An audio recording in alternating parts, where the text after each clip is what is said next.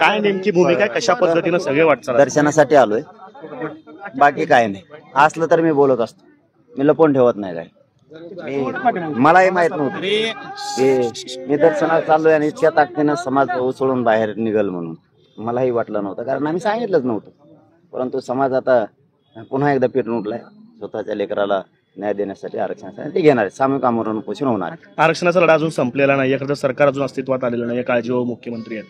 याकडे कशा पद्धतीने बघता अजून सरकार? नाही होईल ना, ते केले शुद्धम खाते. इतके खाटाटोप काय हलकाला ते येणार, कुणीतरी येतेनच. आम्ही बी येणार, पुन्हा उपोषण करणार, आम्ही सोडणार नाहीत. बहुतेक अशी शक्यता आहे मुंबईत सुद्धा आमरण उपोषण होऊ शकतं, मुंबईत सुद्धा होऊ शकतं. सामूहिक तसं तर फायनली आमचं की आंतरवालीतच सामूहिक उपोषण करायचं. घराघरातले मराठी हे आंतरवालीतच येणार आहेत, ते सामूहिक उपोषण. तुम्ही म्हणतो पण मुंबईत सुद्धा होऊ शकतं. देवेंद्र फडणवीसांनीच आरक्षणाची वाट लावली असं तुम्ही मागच्या उपोषणाच्या वेळेस अनेकदा म्हणतात.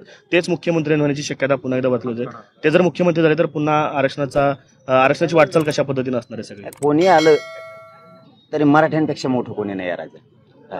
कोणी पण येऊ दे, आम्ही सज्ज आहेत ना. कोणी पण येऊ दे, आरक्षण घेणार ओबीसीतूनच. पुऱ्या महाराष्ट्रातल्या मराठा आरक्षणात 100% गेल्याशिवाय मी हटत नाही.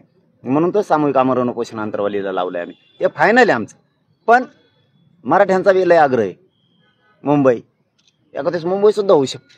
दादा, अनेक आमदार हे नूतन मराठा समाजाचे झालेले आहेत, त्यांना काय नेमक्या सूचना असतील किंवा कशा पद्धतीने त्यांनी वागलं पाहिजे, काय सांगाल? त्यांनाच नाही, नुसते मराठ्यांचेच नाही तर सगळेच ओबीसी सुद्धा मराठ्यांनी निवडून दिलेत.